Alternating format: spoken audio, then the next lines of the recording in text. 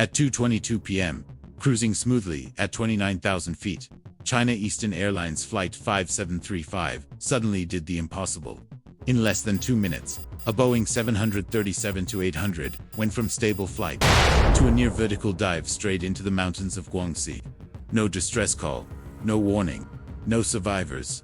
The aircraft plummeted at over 30,000 feet per minute, a descent so extreme that even flight simulators struggled to recreate it. Investigators recovered the black boxes, but what they found only deepened the mystery. Did something break? Did someone interfere? Or was this a catastrophic chain of events no one could have predicted? This is the shocking story of Flight 5735, the crash that left the entire aviation world searching for answers. The aircraft involved was a Boeing 737-89P registered as B1791. It was powered by two CFM International turbofan engines. The Civil Aviation Administration of China and the airline reported 123 passengers and 9 crew members to be on the flight, for a total of 132 people. All were Chinese.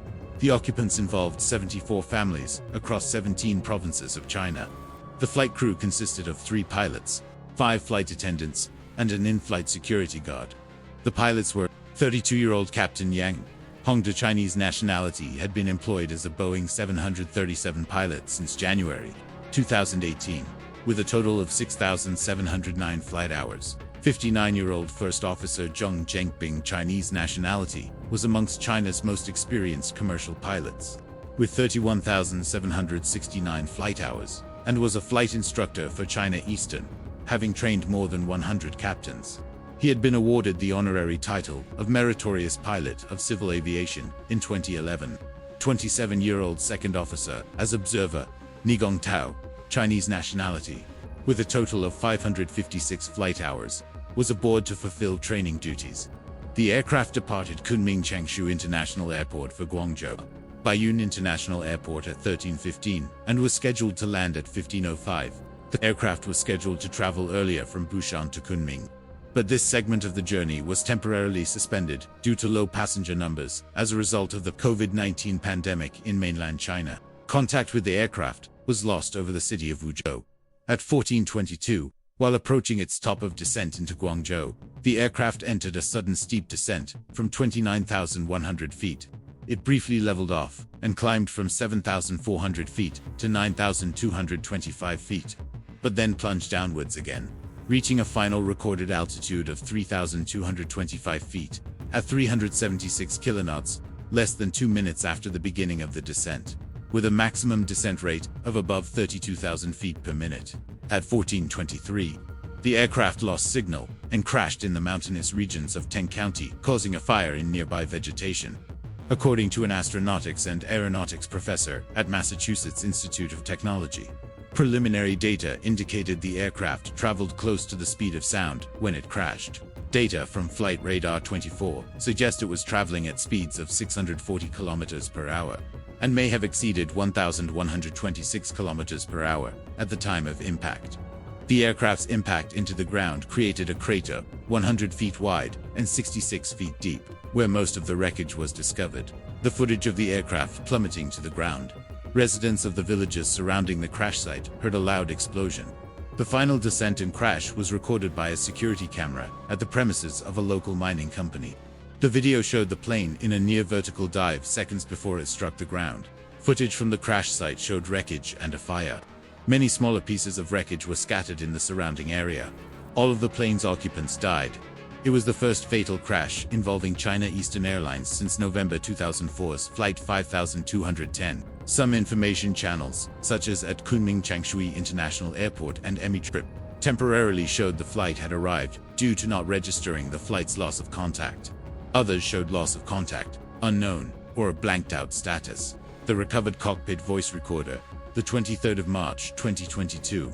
Rescue crews initially had difficulty accessing the site because of the forest fire, which was extinguished by 1725. By evening, 117 out of 650 dispatched rescuers were nearby and headed to the site from 3 directions. Aircraft, wreckage, and victims' belongings were found, but no signs of human remains were detected. Workers used hand equipment, detection dogs, and UAVs to search for the flight recorders and human remains. finding one flight recorder on the 23rd of March. The crash site was concentrated within a 100-feet radius where most of the wreck was found. Wet weather and the challenging accessibility of the crash site hampered the recovery process. Heavy rain partially filled the impact crater with water, which had to be pumped away. Recovery activities were suspended on the morning of the 23rd of March because of the threat of landslides. The remains of all 132 aircraft occupants were positively identified by the 29th of March. As of the 31st of March 2022, at least 49,117 pieces of airplane wreckage had been recovered. American agencies responded as representatives of the country where the aircraft was manufactured. The Federal Aviation Administration said it was ready to assist in investigation efforts if requested. Boeing said that it was informed by initial reports and was gathering details.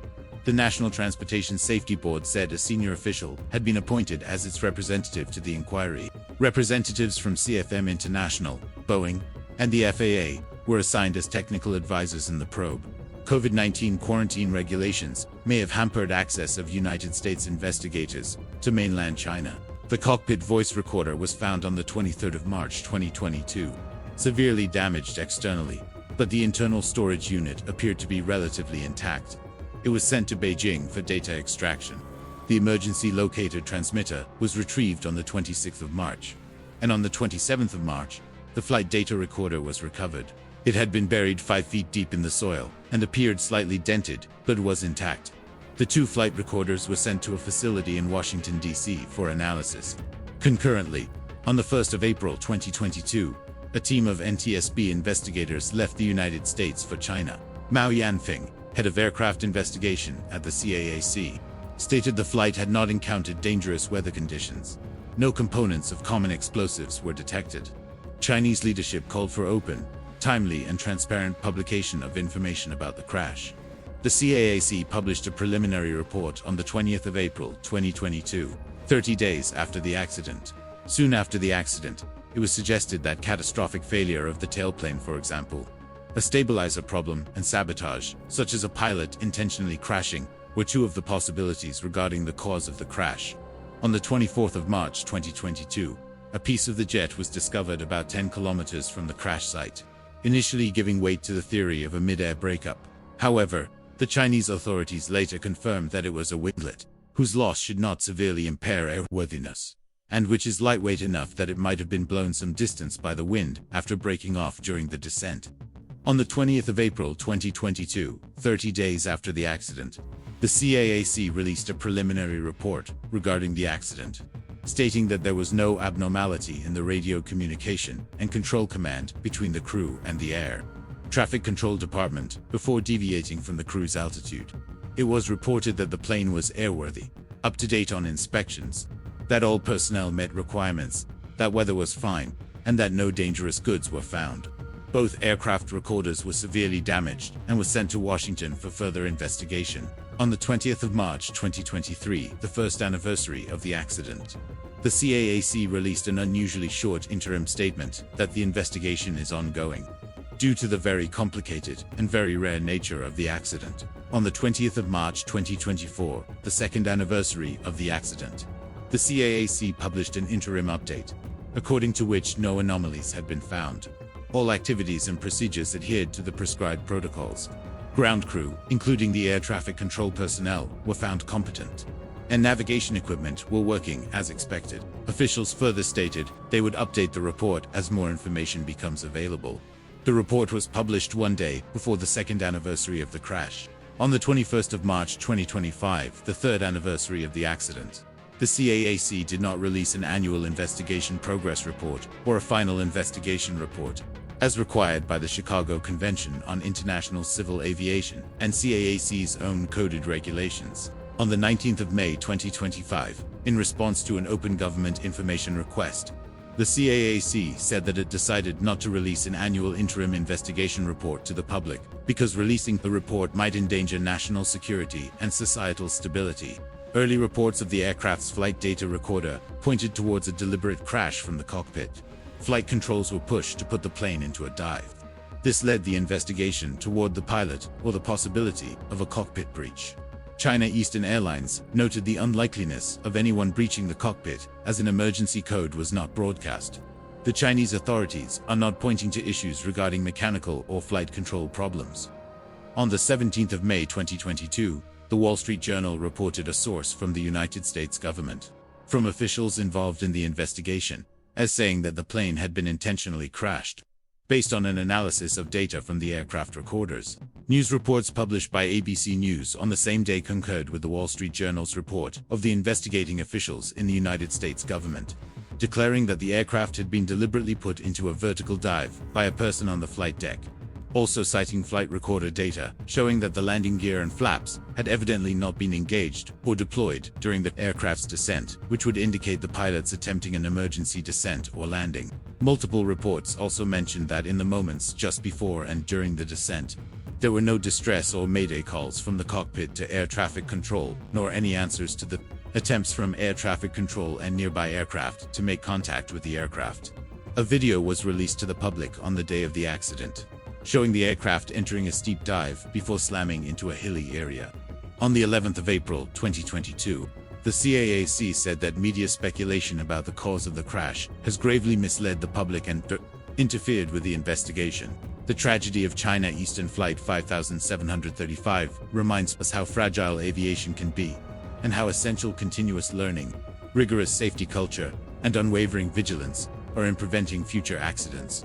Every investigation, no matter how difficult, reinforces the importance of mental health awareness, robust cockpit protocols, and ongoing technological and procedural improvements across the industry. As we reflect on these lessons and honor those lost, I hope you'll subscribe to Black Box series for more aviation insights, safety deep dives, and stories that help us better understand the skies we rely on every day.